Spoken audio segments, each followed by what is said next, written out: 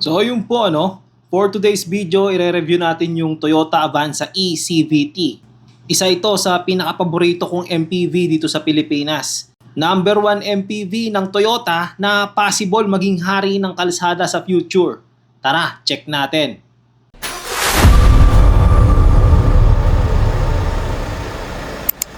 Toyota Avanza 1.3e CVT. Yung price niya 1,016,000. Ito yung sinasabi ko na konti na lang, didikit na talaga yung price niya sa Vios XLE.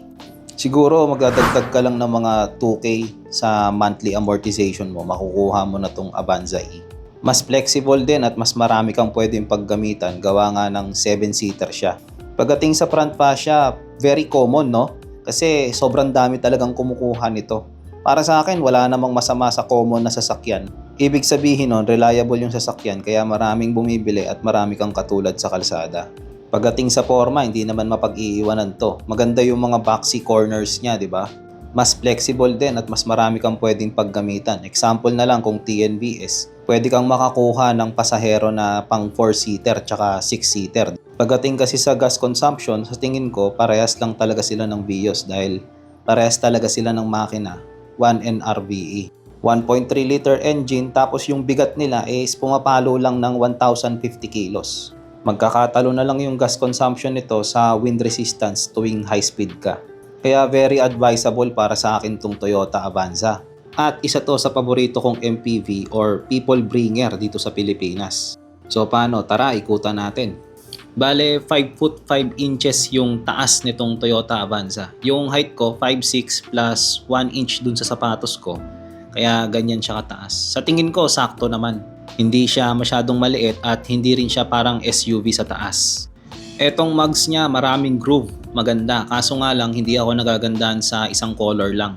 Madali lang naman yan ipa-decals kung gusto mong mapalitan yung itsura niya. Pagbukas ko ng pinto, napansin ko kagad parang ang nipis ng handle niya, Dito pa lang mafe-feel mo na parang hindi siya ganun ka-premium. Pero pasok naman sa budget yung itsura. Hard plastic yung armrest. Mas sustainable to at mas okay in the long run kasi hindi ka na maglilinis kung fabric man yung armrest. Sa itsura naman itong plastic na to, parang pakiramdam ko nababaklas siya tapos pwede mong lagyan ng foam. Bali ganito yung itsura ng first row niya. Elegant naman para sa akin. Boxy yung dashboard, boxy yung pinto, tapos T-shape na yung steering wheel niya. Ayaw ko kasi yung steering wheel na maraming spoke masyado. Parang ang lakas makaluma. Para sa akin, importanteng maganda yung front row kasi ito yung madalas mong makikita at dito mo masusulit yung binayaran mo. Well appreciated sa akin itong cup holder sa may aircon. Malaking bagay ito para sa mga nagbabiyahe ng matagal araw-araw. Yan kasi yung pinaka-safe na pwedeng paglagyan ng drinks tapos mame-maintain pa yung lamig. Tara, pasok tayo sa loob para ma-experience natin yung interior. Yan di ba maganda yung T-shape na steering wheel tapos 3 spoke lang. Although basics lang yung nandyan, okay lang din. Mas konti yung possible mong mapindot kapag ka nagmamaniobra ka. Gauge cluster niya, tama lang din naman, maganda. Tingin ko, pasok lang ito sa budget ng isang 7-seater MPV. Importante rin na maganda yan kasi yan yung pinakamadalas mong makikita. Punta naman tayo sa aircon control. Very thank you kasi hindi nila kinatulad dun sa Fortuner G na parang switch ng washing machine yung aircon control. Although ang pinakamaganda para sa akin is yung knob type, second naman sa maganda para sa akin itong mga button type. Mas madali mo kasing kapain to pag nagdadrive ka na hindi mo na kailangan tignan. Di katulad ng mga aircon control na nasa touchscreen, kailangan mo talagang i-glance para ma-adjust mo sila. Sa mga nagsasabing maarte tayo, gusto ko lang naman maisama sa video every little detail na napapansin ko dito sa interior. Ito kasi yung mga hinahanap kong details sana nung time na naghahanap ako ng sasakyan. Na sa tingin ko marami ding katulad ko dito sa YouTube. Kung para sa'yo okay itong type ko ng pagre-review, pa-like and share naman itong video para mas ganahan pa tayong gumawa ng mga ganitong klaseng content. At sana wag niyong kakalimutan mag-subscribe para dumami pa tayo sa channel na to. Please comment down below din kung meron pa kayong napansin na baka nalampasan ko. So paano? Tara, ikot tayo ulit. Maganda sa isang sasakyan yung merong lagayan dito sa taas ng glove box. Kaso parang ang nipis niya, hindi kasya yung cellphone, hindi ka pwedeng maglagay ng papel. Parang wala akong maisip na pwede mong ilagay dyan bukod sa susi na makakagasgas. Thank you so much Toyota kasi may cup holder sa right side aircon vent. Sobrang laking tulong talaga nito pag long ride. Makakapaglagay ng kape or energy drink yung passenger mo dyan para hindi siya antukin. Hindi dampen yung glove box pero tingin ko mas okay ito lalo na kung sa negosyo mo gagamitin. Mas mabilis mong ma-access yung mga papers mo dito tuwing may kailangan ka. Kesa mag-aabang ka pa bumaba yung glove box or pipilitin mong bumaba. Fabric seats. Pasok din sa price range to pero madali lang namang magpakabit ng leather seats. May dalawang klase lang akong alam, yung mura na tag 4,000 to 6,000 tsaka yung mga premium leather seats na talagang nakahulma sa bolster ng upuan. Kadalasan kasi sa mga tag 4, 5, 6, 5 na leather seat, parang fabric seat cover lang na nakaangat yung gitna. Hindi sila humuhulma dun sa mismong bolster ng upuan na nakakapangit din. Kaya kung ako yung tatanungin, gagastusan ko na talaga yung leather seats dun sa mga magagandang klase para hulmang-hulma dun sa itsura mismo ng upuan. Para kasi sa akin, di baling stock lahat sa exterior, basta sobrang ganda ng interior. Dito ka kasi talaga mamamalagi kapag ka nagdadrive ka. Para din hindi mahirap i-maintenance or linisan yung loob ng sasakyan. Okay naman yung plastic armrest kaso parang ang liit, halos wala ka nang mailalagay. Sana inusog nila tong handbrake para mas may space pa yung compartment. Good thing din na merong 12 volt socket dito. Mas madali mong maaabot yung wire. Tapos, ewan ko kung para saan yan. Lagayan ng coins pagka nag-TNVS. May maliit din na compartment sa tapat ng shifter. Okay din yan, madaling maglagay ng mga ticket ng parking, di ba? Kaso parang masikip pag cellphone yung nilagay mo. Meron din ganyan dun sa Montero ko, halos hindi mo siya ma-access pagka nakapark ka. Lalo na itong mga saksakan ng USB, medyo masikip talaga. Driver window lang yung automatic, pero sa tingin ko okay lang din naman yan. Pasok din sa budget at ganun talaga. Yung itsura ng window switch niya very traditional. Halos lahat naman ata ng sasakyan ganyan pa yung itsura. Ewan ko lang yung mga katulad ng BYD. Side mirror control medyo delikado lalo na pag nagbukas ka ng pinto or nagbaba ka ng bintana tapos umuulan. May assembly kasi yan or parang case na pinaglalagyan ng device. Tapos pag pinasok ng tubig, delikado talaga at possible hindi mapagana yung side mirror control. Tara, check natin yung second row.